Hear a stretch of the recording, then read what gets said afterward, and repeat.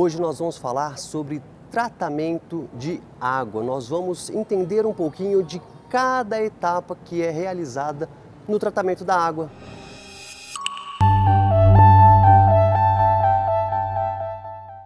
Nós vamos entender um pouquinho de cada etapa que é realizada no tratamento da água. Já reparou que quando a água sai lá do manancial, raramente ela parece com água limpa, água pura? Ela tem cor, ela tem turbidez, ela tem cheiro e ela tem principalmente muitos micro-organismos que podem causar doenças nos seres humanos.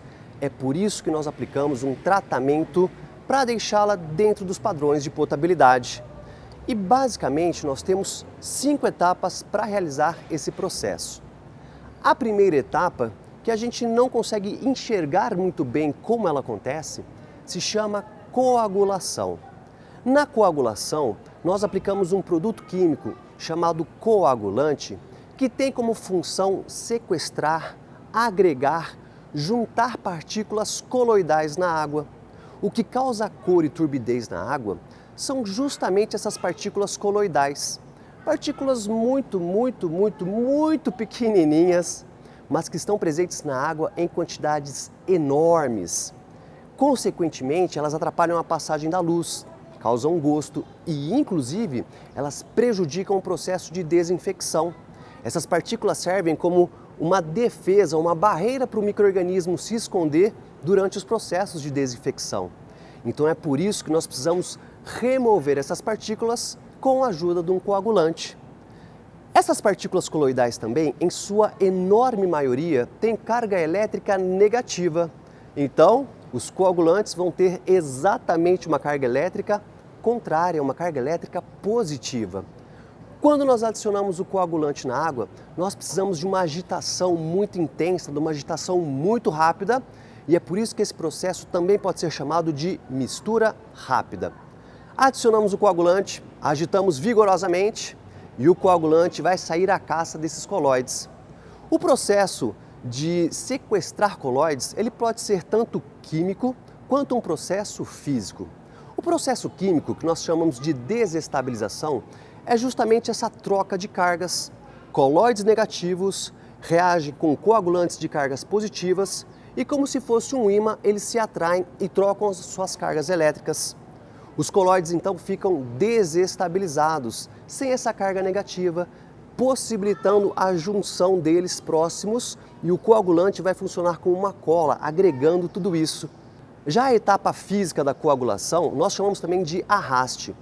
O coagulante misturado com o coloide vai formando um floco filamentoso, grande, grosso, do tamanho da cabecinha de um alfinete, mas é o suficiente para encontrar outros coloides, arrastar, sequestrar, colar ao redor deles, só que não há uma troca de cargas elétricas, não há o processo de desestabilização, por isso que é um processo físico. Com o tempo eles vão se juntando, se agregando, formando flocos grandes e cada vez maiores, e inclusive isso nos leva à nossa próxima etapa, que é a floculação. Na floculação nós temos um tanque de agitação que vai ficar movendo essa água agora bem lentamente. E é justamente por isso que a floculação também pode ser chamada de mistura lenta, diferente da coagulação, que é a mistura rápida. Na floculação, então, nós agitamos a água bem lentamente, bem tranquilamente, sem pressa nenhuma, dando tempo para o coagulante sequestrar mais coloides ainda, crescer, ficar vigoroso, ficar bem grande, bem massivo, para que ele consiga descer para o fundo do tanque na nossa próxima etapa. A floculação ela pode ser mecanizada ou não mecanizada.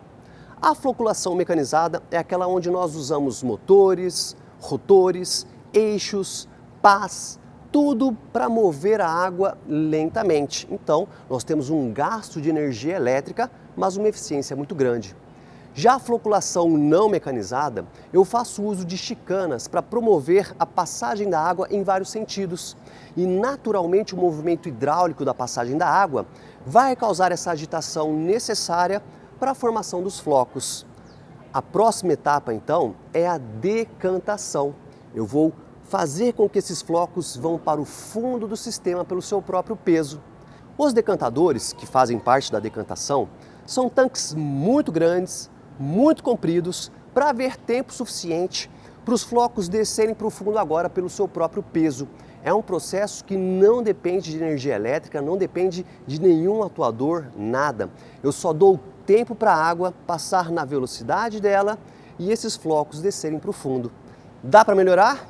É claro que dá para melhorar. Nós podemos instalar chicanas e os decantadores passam a ser chamados de decantadores tubulares.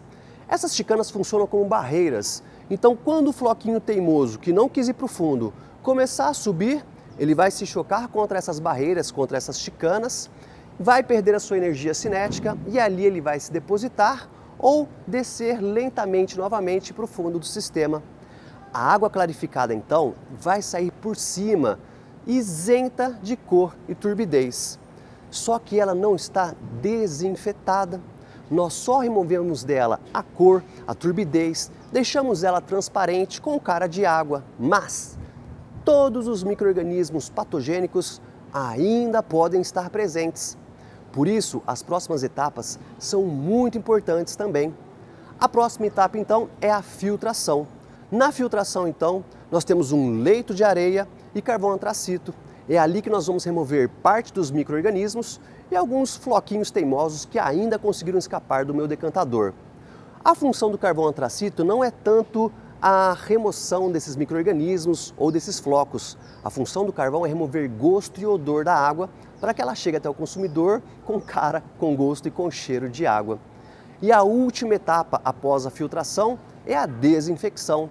Nós aplicamos cloro, dióxido de cloro ou algum outro agente desinfetante para eliminar de vez os micro-organismos patogênicos.